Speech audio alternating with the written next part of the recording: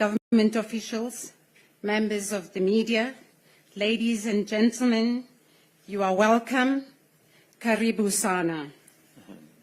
Your Excellencies, we will now commence with the official proceedings of the signing ceremony between the Republic of South Africa and the Republic of Kenya. Your Excellencies, 6 memorandum of understandings between the Republic of South Africa and the Republic of Kenya, respectively, will be signed today. Your Excellencies, and I have the honor to call upon the signatories of the first agreement to be signed, Minister Lamula and Minister Kinyayu. Ministers, please, protocol. The agreement to be signed is a memorandum of understanding on facilitation of trade through cooperation in the areas of standardization, technical regularization, conformity assessment, accreditation, and metrology.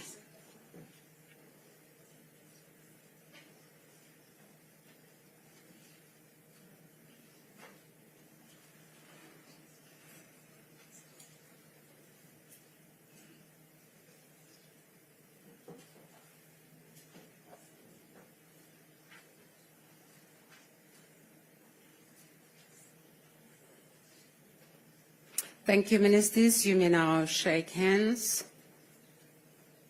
and exchange your agreements.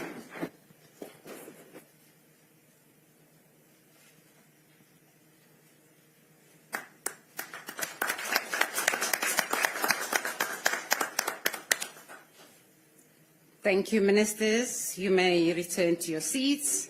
Asante sana. Your Excellencies, the second agreement to be signed, I call upon Minister Creasy and Minister Joho to sign a memorandum of understanding in shipping and maritime cooperation. Ministers, protocol.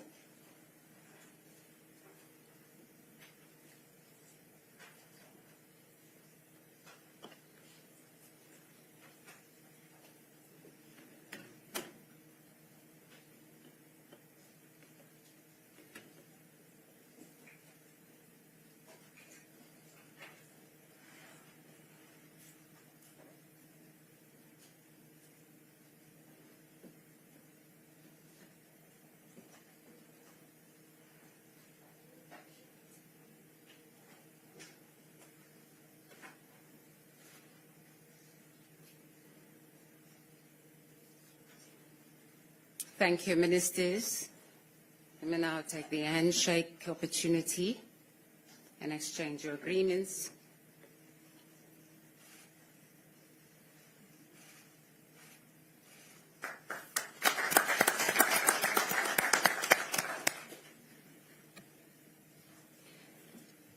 Your Excellencies, I have the honor to request Minister Lamula again and Minister Cheptumo to sign the Memorandum of Understanding in the promotion of partnership on gender equality and women empowerment. Ministers.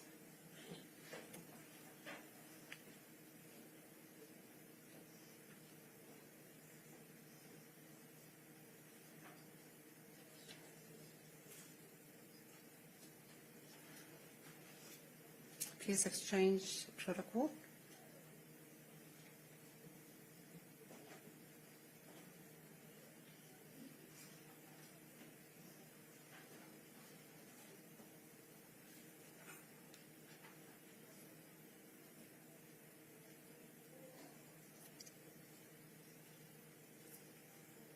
Thank you. Congratulations, Ministers.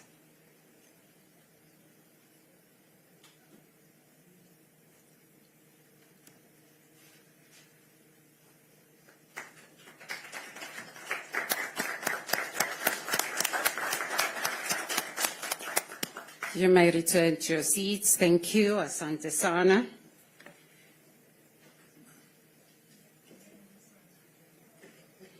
Your Excellencies, the fourth agreement I have the honor to request Minister Manamela and Minister Ogamba as the signatories to sign the Memorandum of Understanding on Cooperation in the fields of technical and vocational education and training. Ministers.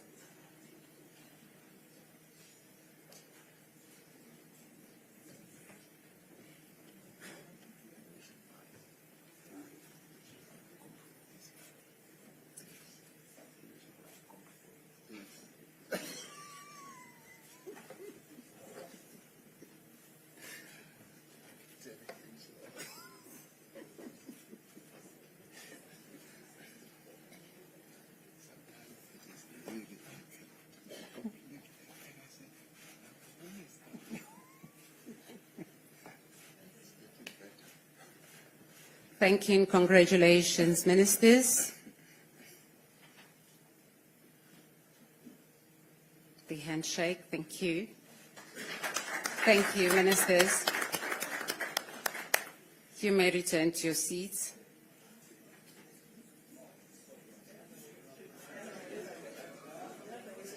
Exchange of the agreements, yes. Thank you.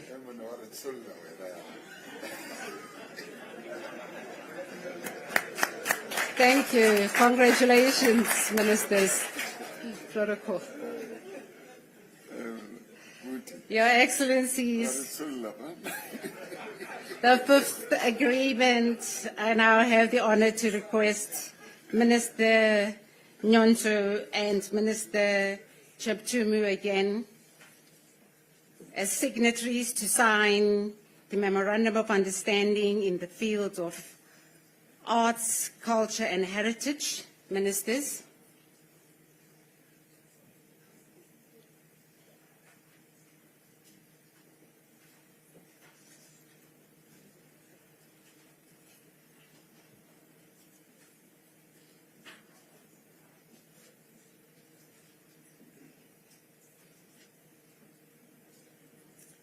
Protocol exchange the agreements.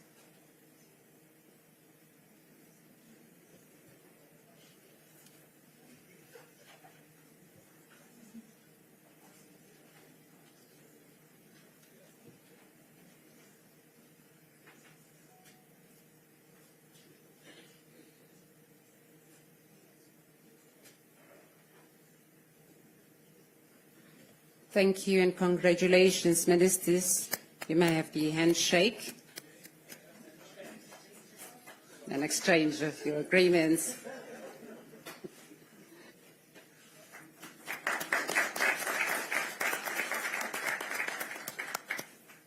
Thank you, Ministers. Your Excellencies, I respectfully ask Minister Nyonso to remain again as a signatory to the last agreement with Minister Joko. And this is the agreement, Memorandum of Understanding in the field of sports and recreation. Ministers.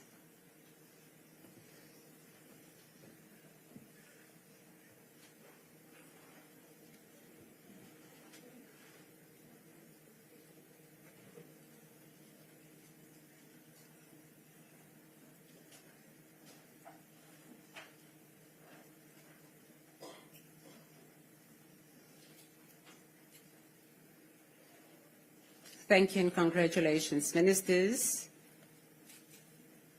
You may exchange and the handshake.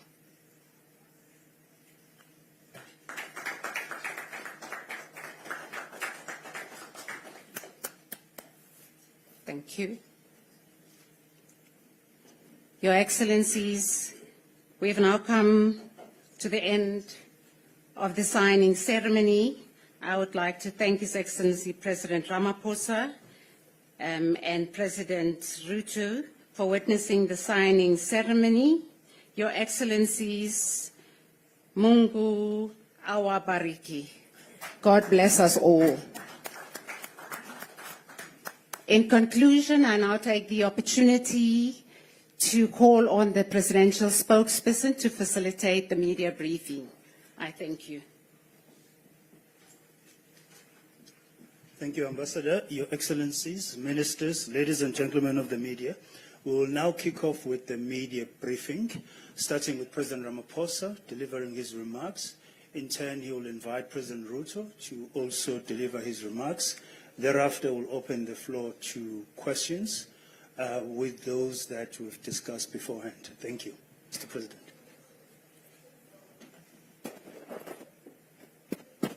Thank you. Is it on? I don't have to switch it on, right? Yes. Okay. Thank you, Mr. Magwenya. Your Excellency, President William Ruto, President of the Republic of Kenya, and ministers from Kenya and South Africa, ambassadors and high commissioners who are here present, and members of the media, and senior officials in both our two governments. This morning we were privileged to warmly welcome His Excellency President Ruto and Mrs. Rachel Ruto, together with my wife, who have accompanied or who are accompanied by the delegation from Kenya.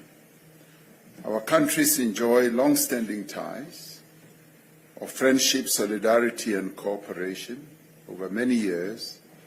These ties are rooted in our shared history, our common aspirations for African development, and our mutual commitment to peace, democracy, regional integration, and multilateralism.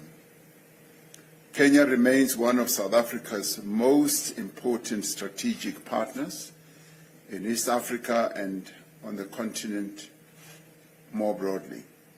We have just concluded our official engagements, which included a one-on-one meeting and our official talks, whilst the two First Ladies have also had an opportunity to engage with a number of key role players in early childhood development. They visited a center like that in Mamelodi and will be reporting back to us on their experience this morning. Later today, we will address the Kenya-South Africa Business Forum. The Memorandum of Understanding that have just been signed, as we all witnessed, provide a legal framework to further expand our cooperation, a cooperation that continues to deepen each time our officials and our ministers engage with each other. During our negotiations and exchanges, we extensively reflected on our bilateral relations. We have expressed satisfaction at the current state of our relations, which is coordinated through the Joint Commission for Cooperation at the level of our two foreign ministers. Our economic partnership is one of the most strategic pillars of our bilateral cooperation. Kenya remains South Africa's largest trading partner in East Africa, and it is also an important destination for South African investment on the continent. Leading South African companies have made significant investments in Kenya in sectors such as pharmaceutical services, retail and financial services, information and telecommunications, manufacturing, business services, and infrastructure development. South Africa's development finance institutions, such as the Development Bank of Southern Africa, alongside private financial institutions, are increasingly expanding their footprint in Kenya, particularly in renewable energy, infrastructure, and private sector development. We equally welcome the growing participation of Kenyan businesses in the South African market and the strengthening of commercial linkages between East and Southern Africa. But as South Africa, we want to see more Kenyan businesses investing in our market, and we want to see more Kenyan goods being on the shelves of our country, our shops in South Africa. The African Continental Free Trade Area Agreement provides a very unique opportunity for our two countries to further increase trade relations. In January 2024, I was pleased to witness the first shipment of exports from South Africa to Kenya under the African Continental Free Trade Area Preferential Agreement. President Ruto and I agreed that the Africa Continental Free Trade Area must serve as a catalyst for inclusive growth, industrialization, and job creation for our peoples. It should facilitate development of regional value chains and support African manufacturing and create greater opportunities, particularly for young people, for women, and for entrepreneurs across our continent. Our economic relations are coordinated through the South Africa-Kenya Joint Trade Committee, which met last month. The Joint Trade Committee reaffirmed the importance of promoting a more balanced and a mutually beneficial economic partnership through increased investment, industrial cooperation, skills transfer, technology exchange, and support the value addition and manufacturing in both economies. South Africa is keen to continue exploring opportunities for cooperation in infrastructure development, in logistics, in transport, in energy and related sectors. And South Africa appreciates Kenya's key role as a gateway to East Africa and as one of the leading voices on matters of peace, security and development on the continent. We reaffirmed our shared commitment to strengthening the African Union and its institutions and ensuring that Africa speaks with one voice in addressing continental and global challenges. And in this regard, we appreciated and thanked the important role that President Ruto is playing to strengthen the African Union through the various reforms that must be concluded to make the African Union stronger and to make it much more effective. As vibrant democracy with deep constitutional traditions, South Africa and Kenya remain committed to the principles of good governance, of accountability, inclusive development, and the respect of the rule of law. In this regard, I conveyed my best wishes to President Ruto and the people of Kenya as they continue for the country's preparations towards the 2027 elections. I also wish to extend my heartfelt congratulations to you, Your Excellency, and the Republic of Kenya for being among the 3 nations chosen to host the Africa Cup of Nations next year, alongside Uganda and Tanzania. This is truly a proud and historic moment for East Africa. This state visit has further strengthened the bonds of friendship and cooperation between our two countries. It has, in my view, laid a much firmer foundation for deeper collaboration in trade, in investment, in industrialization, and infrastructure development, skills development, and the regional integration that we so yearn to see. Together, South Africa and Kenya will continue to work to advance the prosperity of our peoples and contribute to the realization of the African Union's Agenda 2063 vision and an integrated, peaceful, and prosperous continent. So we thank you once again, President Ruto, for having taken time out of your busy schedule to come to South Africa for a state visit, which we hope you are enjoying immensely, particularly our hospitality. Our hospitality is second to none, as you well know, as yours is also second to none. So thank you for coming to the most beautiful country on the African continent. Together with Kenya, there are no other two countries that are as beautiful as our two countries. So thank you for being here. Thank you.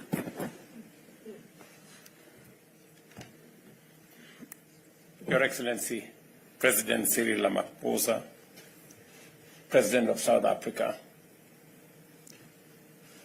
distinguished senior officials present here, members of the press. It is a profound honor to stand here today in South Africa, a land that has given the world enduring lessons in courage, sacrifice, and the indomitable power of human spirit. South Africa is living proof of what becomes possible when people refuse to be defined by injustice and instead choose to be defined by their greatest aspirations. The world watched in awe as this nation dismantled apartheid and built something more lasting in its place. A constitutional democracy grounded in dignity, human rights, and in the equal worth of every person. I thank you, Mr. President, and the people of South Africa for the warm welcome and generous hospitality extended to me and my delegation. It speaks to the character of a nation that has always understood the spirit and meaning of Ubuntu. This state visit is both a celebration of how far we have come and a frank conversation about how much further we must go and how much faster we must move. In that spirit, President Ramaphosa and I held bilateral talks this morning, reviewing the state of our relations and agreeing on concrete measures to deepen and further our cooperation. We met at a moment when the world order is shifting, when what was once certain is now in doubt, when multilateral institutions are being questioned, and when Africa's role is shaping global outcomes has never been more consequential or more contested. This is precisely the moment that demands African unity, African clarity, and African solidarity. I commend President Ramaphosa for South Africa's outstanding leadership during the G20 presidency from December 2024 to November 2025. Mr. President, you used that platform to do exactly what was required, to center Africa's development priorities, to press for reforms of the international financial architecture, international financial governance, and to ensure that the Global South was given the weight it deserves. Today, Kenya and South Africa stand together in advocating a reimagined global order, one built not without Africa, but with Africa fully represented, fully engaged, and at the center of it. We are not asking to be admitted to someone else's architecture. We are asserting our rightful place among the architects of the new global order. Our two nations have never been strangers to each other's struggles. Long before our High Commissions opened in 1994, the year of South Africa's democratic rebirth, we were bound by the shared experience of colonialism, by the solidarity of our liberation movements, and by the common dream of an Africa that governs itself, feeds itself, and speaks for itself. Over 3 decades, we have built one of the most impactful partnerships on the continent, grounded in mutual respect, shared values, and a common vision for the prosperity of our people. That partnership was institutionalized through the Joint Commission for Cooperation in 2007, and today we have directed that the second session of the JCC convenes as scheduled following this visit. We further welcome the ongoing work to elevate the Commission into a strategic partnership framework, a stronger, more comprehensive foundation for the years to come. As a statement to our growing ties, we have today witnessed the signing of 6 instruments on trade facilitation through cooperation in standards, regulation, and metrology, on shipping and maritime cooperation, and on partnerships in gender equality and women's empowerment, technical and vocational education, arts and heritage, and sports and recreation. On trade and investment, we noted with satisfaction the upward trajectory of our bilateral trade, which grew from US $590 million in 2024 to $650 million in 2025, an increase of $60 million or more than 10% in a single year. This momentum must not only be sustained, but we must also accelerate. We acknowledge that real obstacles still remain, including tariff and non-tariff barriers, limited market access, and regulatory constraints. We therefore directed our trade ministers to dismantle these barriers by fully implementing the directives of the 7th Joint Technical Committee and Trade Committee. We further agreed to harness the tripartite alliance and the Africa Continental Free Trade Area to expand access, reduce costs, and unlock the full promise of intra-African trade. Ladies and gentlemen, we took stock too of robust investment flows over the past 5 years, with enterprises from both countries now present across banking, telecommunication, fintech, logistics, education, aviation, and retail. This reflects the natural complementarity of our economies and the confidence of our private sectors. We welcome the proposed Kenya-South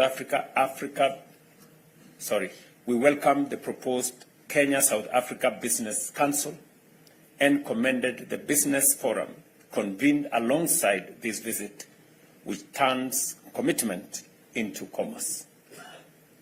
We affirmed health, aviation, and education as strategic pillars of our shared development and as sectors that improve the well-being of our citizens, connects our people, and builds the human capital that will shape our continent's future. We commended the visa-free regime in place since 2023, which has measurably boosted tourism, trade, and cultural exchange between our two countries, and committed to resolving the outstanding challenges that remain. We were briefed in the earlier meeting that in 2025 alone, 58,000 arrivals were recorded from Kenya, signaling very robust engagement between our two countries. Today, during our bilateral discussions, the Ministry of Tourism of South Africa informed us that Kenyans visiting South Africa have increased by 18.7% since the introduction of the 90-day visa-free entry policy. This stands as a compelling evidence that when managed effectively, the movement of people across borders can create shared prosperity, strengthen ties between nations, and deliver tangible benefits for all. On peace and security, we reaffirmed that stability is the foundation of all development. We pledged sustained cooperation with the African Union, the United Nations, and other multilateral organizations united in the conviction that lasting peace is both a shared responsibility and a shared reward. As two of Africa's most influential voices, South Africa and Kenya are determined that our continent should shape global outcomes and not merely respond to them. Let me close with the standard against which I believe we must measure everything done in our meetings, that outcomes and impact will shape every commitment that we have signed and every MoU that has been signed here today. That is the standard, and I believe Kenya and South Africa, working together in honesty and determination, are fully capable of meeting. Thank you, Your Excellency, Mr. President. I look forward to elevating our partnership to even greater heights for the mutual benefit of our two nations and our two peoples. I thank you.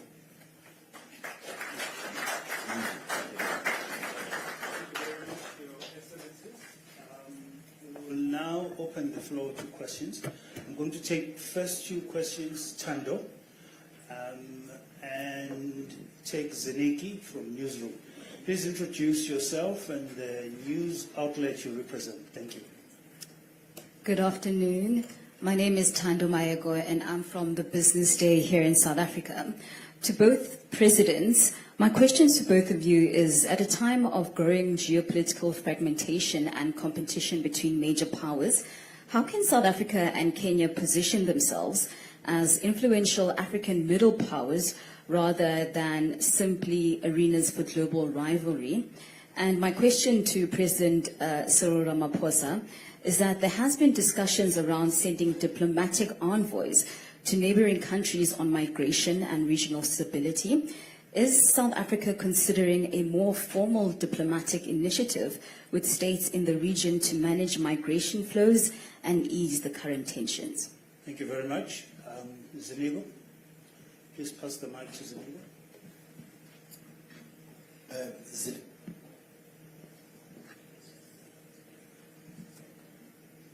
Zinigo Mshaba from Newsroom Africa. My question to both excellencies is more like a follow-up to my colleague's question. Considering the current geopolitics that are taking place, how important is solidifying African voice through the two regional powerhouses, considering that, Kenya and South Africa enjoy different geopolitics in terms of relations, South Africa leaning more towards, Asia, and I would say President Ruto leading towards more of the American stance. Going forward, especially, towards the G7 summit, which you'll be attending, how important is finding a common ground, but also championing a common agenda of the African continent towards that G7? I think that's about it for now. Thank you very much. Your Excellencies will take those first two, starting with President Ramaphosa. Thank you. Well, thank you very much, Mr. Magwenya. Answer to the first question by Tando. We, as President Ruto said, the two countries, Kenya and South Africa, obviously do not want to overplay our status and importance vis-à-vis the African continent. All countries on our continent are equal. But of course, our two countries do have an elevated voice and are able to bring about influence that is quite often able to shape things and to move things not only on our continent, but also at a global level. We are not rivals. South Africa and Kenya never see ourselves as rivals. We are complementary, and we have our own special strategic relationship that speaks to friendship, that speaks to respect, and that speaks to equality between our two nations. And we always find that we are so well aligned on many issues, both in dealing with national issues as well as in dealing with continental matters and global matters as well. And in doing so, we've always sought to deepen each other's cooperation between ourselves in the way we collaborate as we deal with matters at the AU, for instance, but also as well as we deal with matters between our two regions, East Africa and SADC. And when there were problems, for instance, in the DRC, it was the two regions, the two countries that fostered the whole quest for peace and the resolution of the conflict in the DRC. I found that working together at close range like that between South Africa and Kenya, we were able to see eye to eye on a number of issues. Kenya is playing a very important role in seeking to resolve the challenges that the Sudan is facing. South Africa plays an important role in seeking to resolve the challenges in South Sudan. So our work is based on cooperation. We cooperate well together, and we are able to come up with initiatives that are aligned, that are aimed at resolving problems on a peaceful basis, and that are aimed at advancing the interests not only of our two countries, but also of other countries, sister countries on our continent. In relation to the migration issue that South Africa is having to address at the moment, yes, we are considering a number of initiatives. And at the diplomatic level, we are talking to a number of sister countries on our continent with a view of getting more understanding, but beyond understanding the challenges that we face of getting various countries to work with us. Africa should develop a much stronger method of helping each other to resolve problems, continental problems and national problems. And we have found joy in being able to talk at a deep level with various leaders, including this morning with President Ruto, when we shared some thoughts and ideas on how best this challenge can be resolved. Yes, there will be envoys. Yes, there will be people that we will send around, not only on the continent, but also around the world. What we seek to do is to get the issue of migration so broadly and properly addressed, and where we should get as many key role players, countries, leaders in countries, to work together to address the challenge of migration. South Africa is not the only country that is facing the challenge of migration, and we want to learn from how others have dealt with it and how they've dealt with the intricate problems that we are dealing with. South Africa has become an oasis of people who want to come here for a whole number of reasons. We need to be working with all other sister countries to see how best this challenge is resolved in the interest not only of South Africans, but in the interest of various other countries too, as well on our continent. Was that only for the first question? Yes, sir. So I should leave the second question for later. That's also okay. Okay. Second. Okay. Thank you very much. I think I will take both questions because they somehow are related. I would do the same. And the point that is being made is, are we spectators in this whole unfolding scenario, the geopolitical space? Is Africa, is Kenya, is South Africa, are we just spectators, or are we making a contribution, or is our voice and our actions part of this whole equation?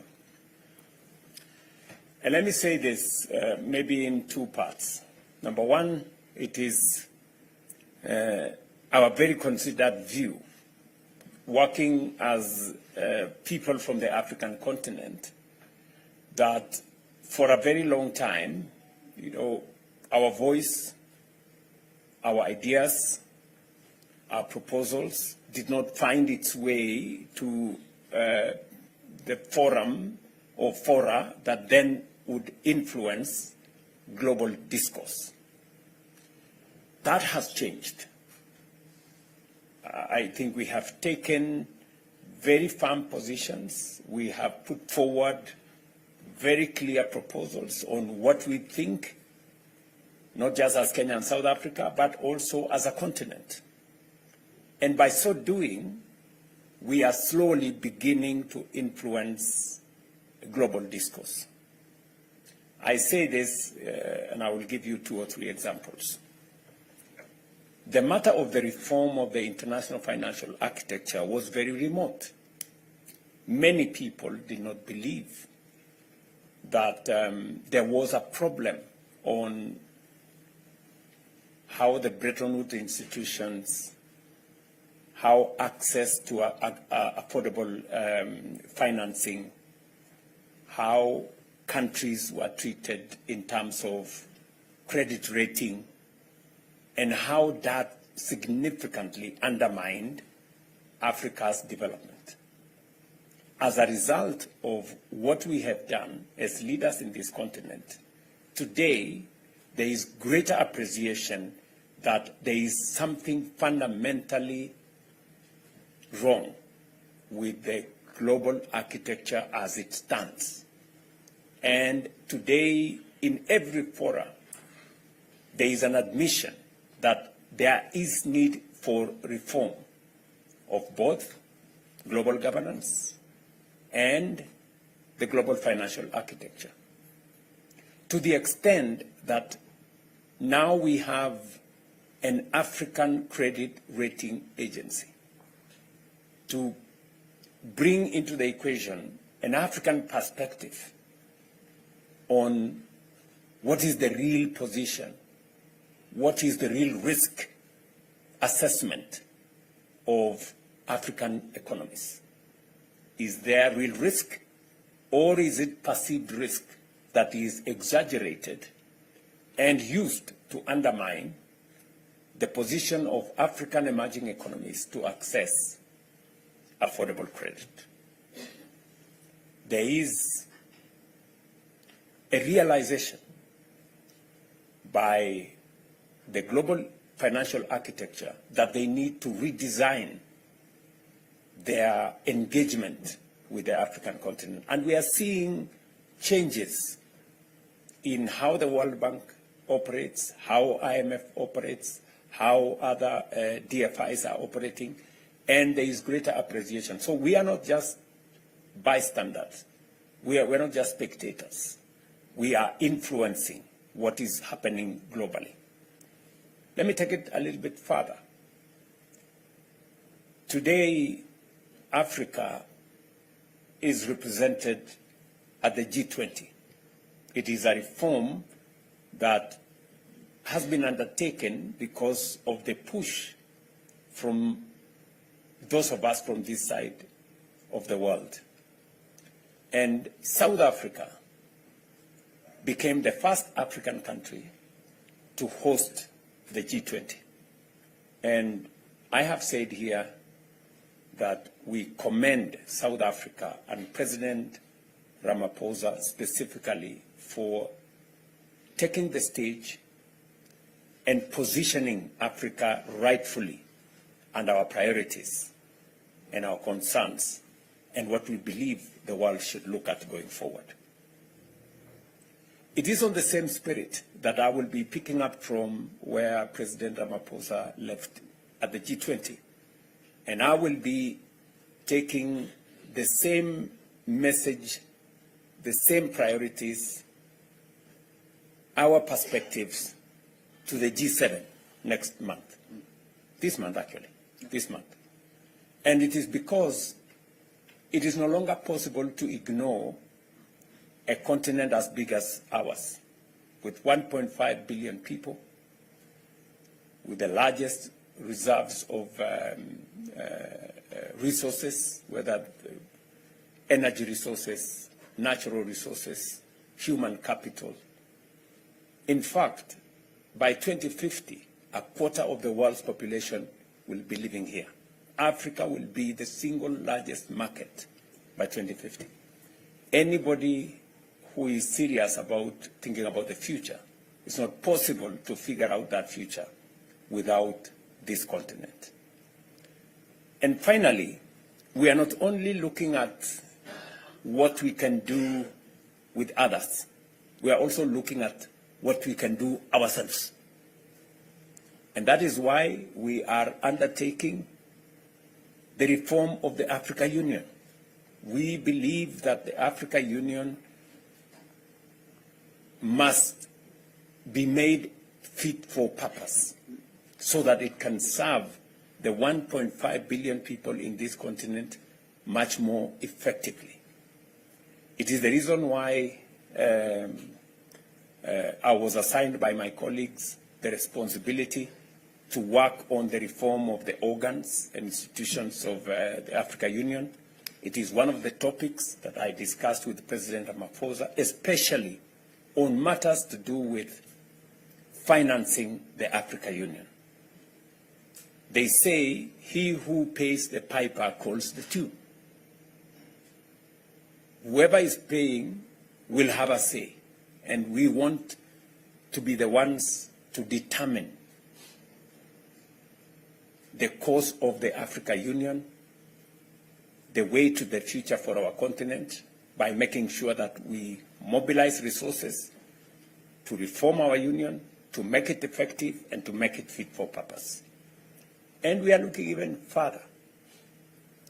At the meeting we had in Nairobi of the Africa Forward, we are looking at how do we mobilize resources that are available in our continent.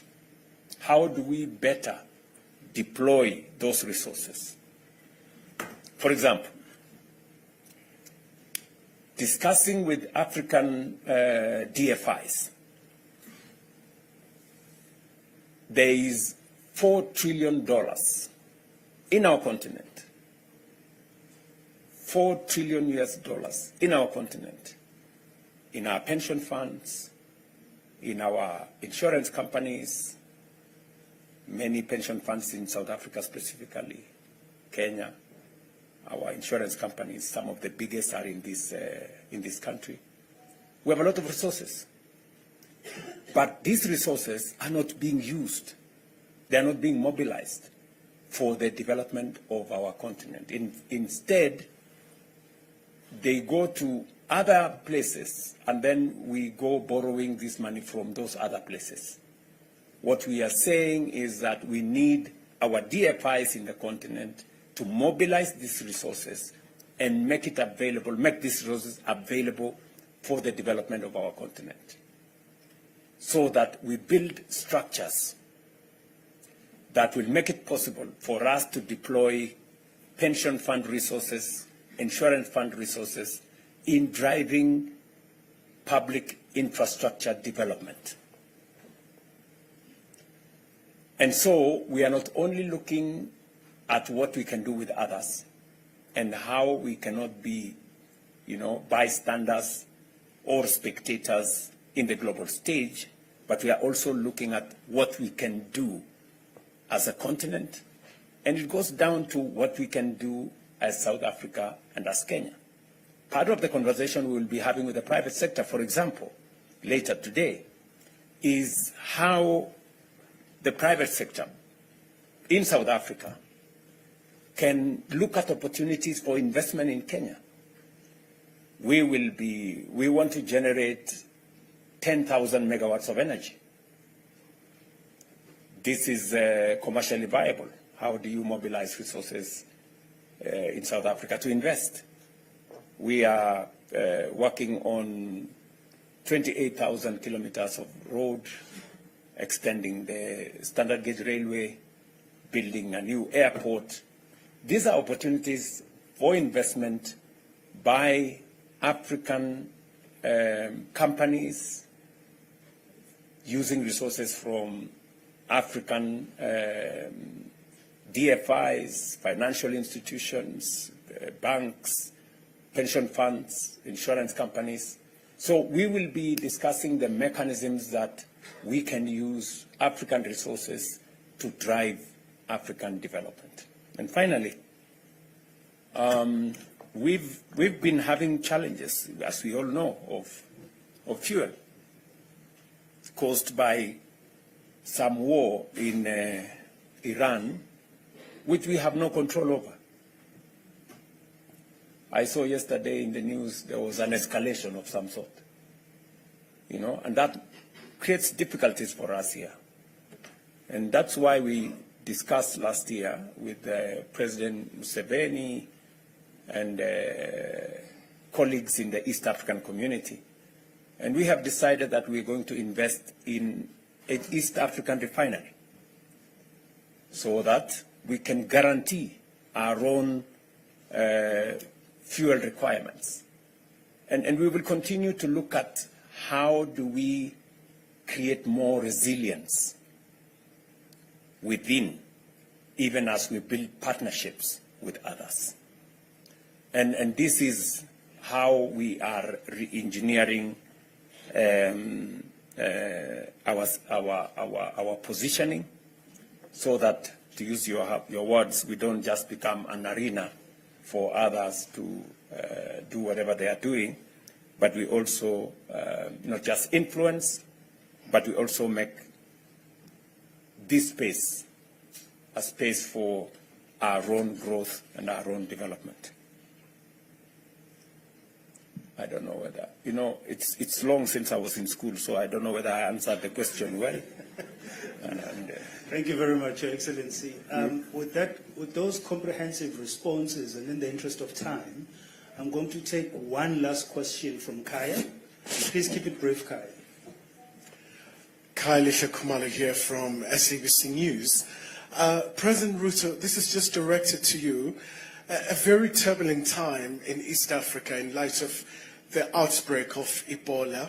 And obviously, we've seen quite a number of reports coming out from Kenya with this establishment of the quarantine facility for the U.S. citizens. I mean, obviously, the backlash that we've seen from Kenya, just your immediate reaction in light of that. Thank you. Thank you, Kaya. President Ruto will take that question, and President Ramaphosa will close off with the second question from earlier on. Thank you, Your Excellency. Ebola is a pandemic that is not confined to one place.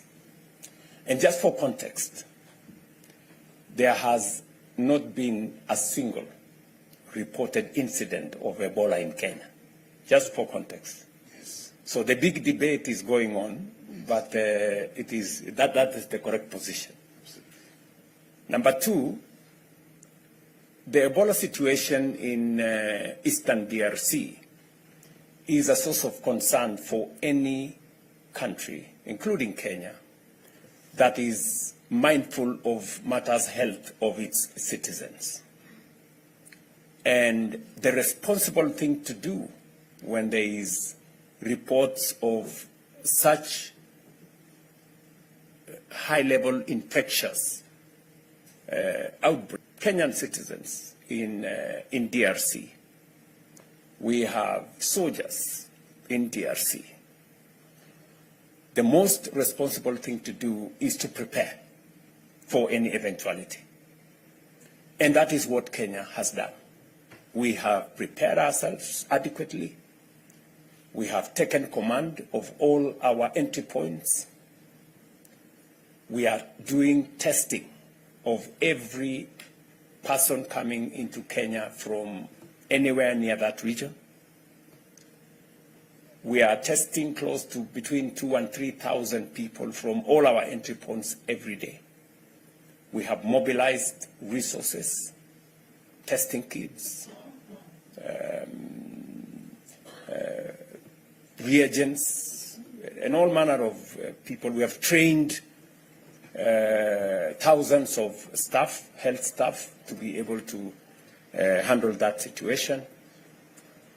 We have now isolation facilities, 23 of them across the country, in different parts of the country. And one of the facilities that has now raised a bit of controversy is the facility we agreed to set up in conjunction with the Americans in one of our military air bases. And why have we done that? We have a huge American military contingent in Kenya, number one. Number two, we have set up the 23 other isolation places in Kenya with the support of friends, among them the Americans, our own resources, but also with the support of Americans. The American government has supported us in this Ebola setup infrastructure, health infrastructure, to the tune of 1.8 billion Kenyan shillings. And they did make a request to us to, in the process of setting up all the other facilities, to also set up one where they can use in the event that their citizens, their soldiers, some of them in Kenya or from elsewhere, if they are in a situation, then they can use that facility. For context again, even if the Americans had not set up that facility at the military base, if there was any American in Kenya, we would take them to a Kenyan facility. We would not throw them out, because the Constitution of Kenya tells us that we are responsible for the health of the citizens of Kenya, including those who are in Kenya at any one time. So what you see as a debate in Kenya is lack of information. You know, people who may not have enough information to understand what we are doing. If we don't prepare and a situation occurs, we would have to answer much more difficult questions than the ones we are answering now. The questions we are answering now are simpler. They are easier.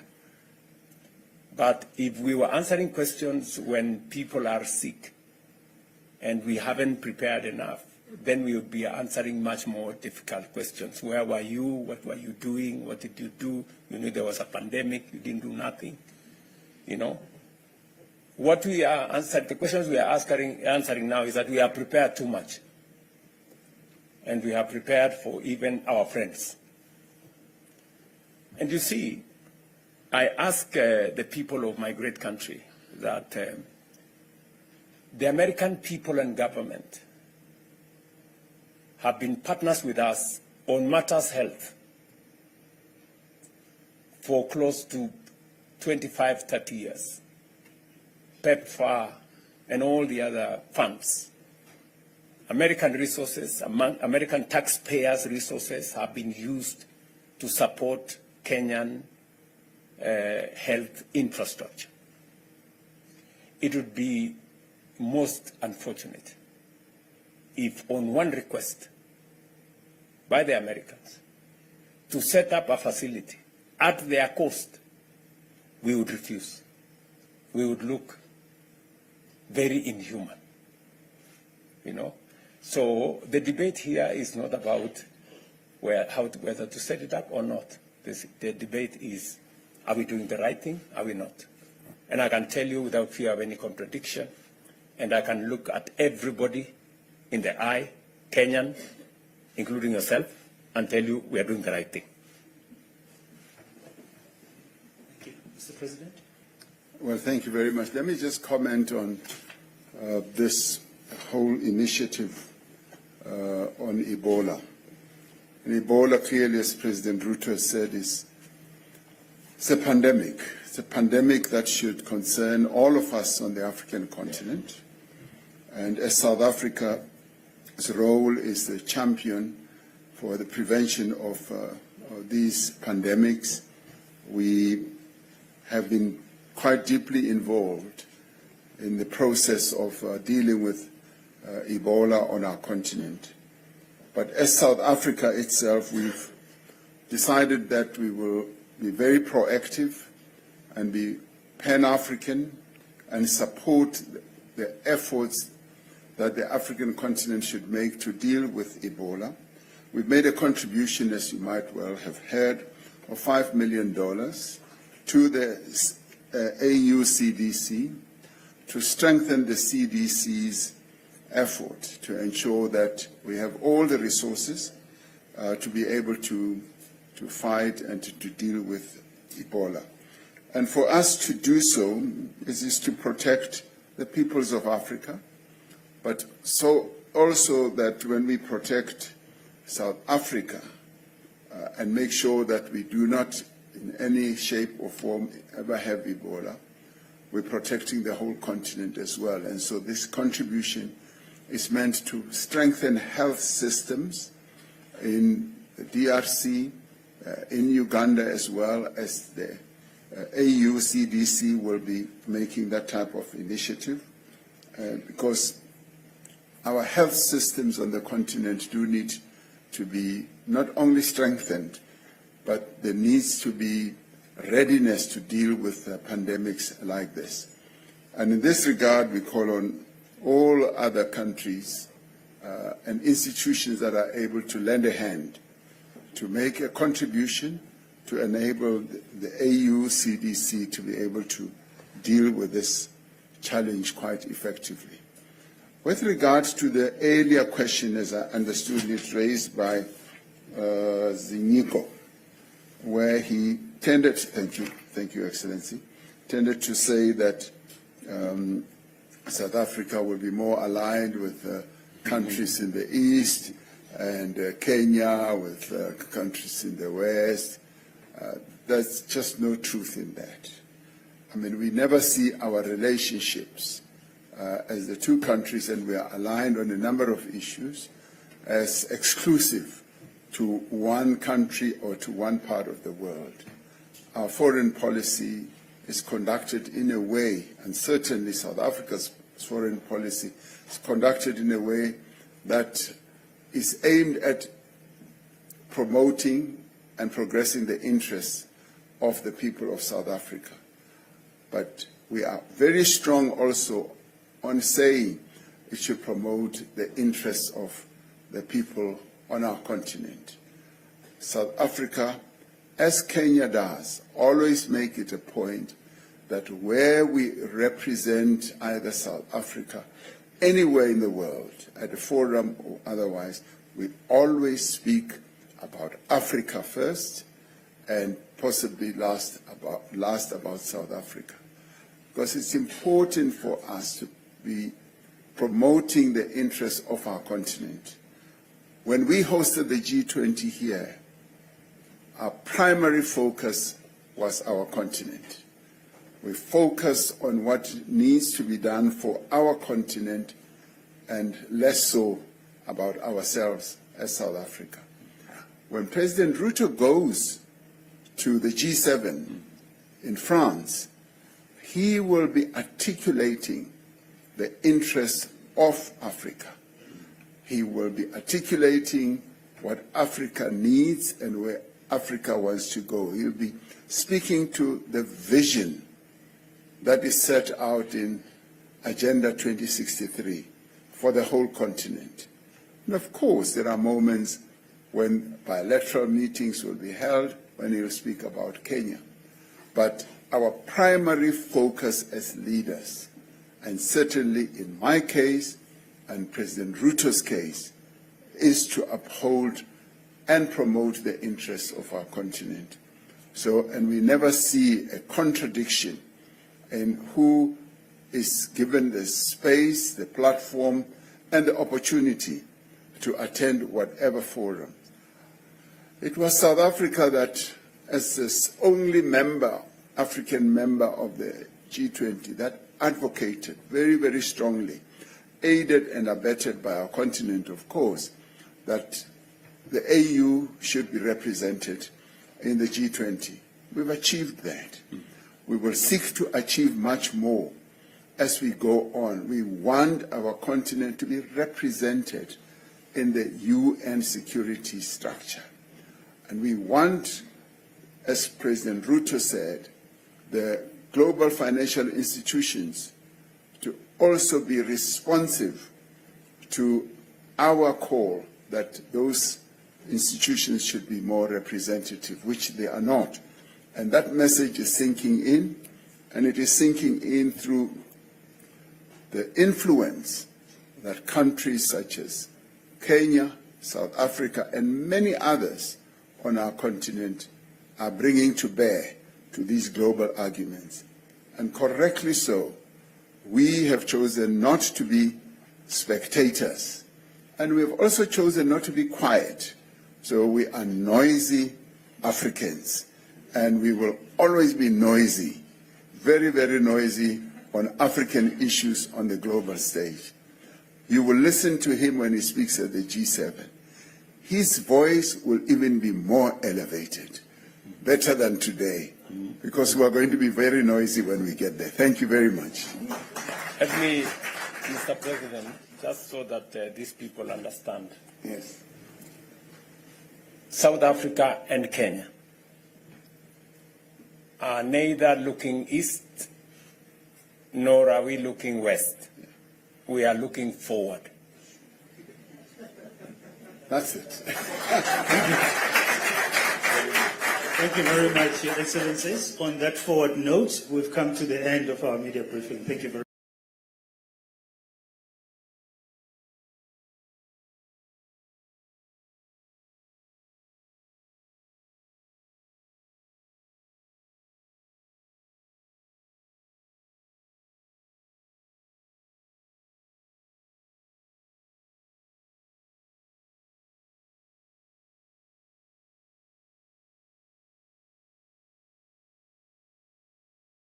Are you out of data?